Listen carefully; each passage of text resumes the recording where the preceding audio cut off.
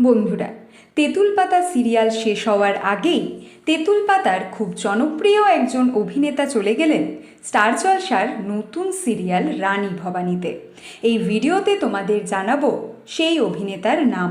বন্ধুরা, স্টার জলসায় আসছে বাংলা টকিজ প্রোডাকশন হাউসের নতুন সিরিয়াল রানী ভবানী। এই সিরিয়ালের সব কাস্টিং কমপ্লিট, অন এয়ার হয়ে গেছে প্রথম প্রোমো।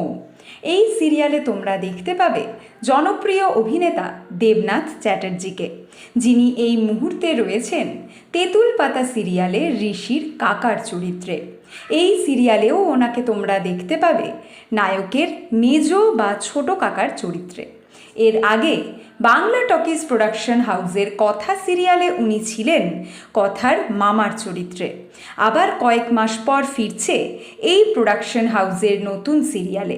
এখনও এই সিরিয়ালের শুটিং শুরু হয়নি, তাই চ্যানেল কবে থেকে সম্প্রচার করবে রানী ভবানী সেই সিদ্ধান্ত এখনও নেয়নি।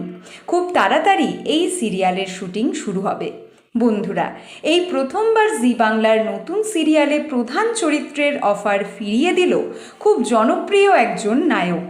এর পরের ভিডিওতে তোমাদের জানাবো সেই নায়কের নাম, আর ঠিক তার পরের ভিডিওতে তোমাদের জানাবো স্টার জলসায় আসন্ন সৃজিত রায়ের প্রোডাকশন হাউসের নতুন সিরিয়ালে নায়কের চরিত্রে তোমরা কোন জনপ্রিয় নায়ককে দেখতে পাবে।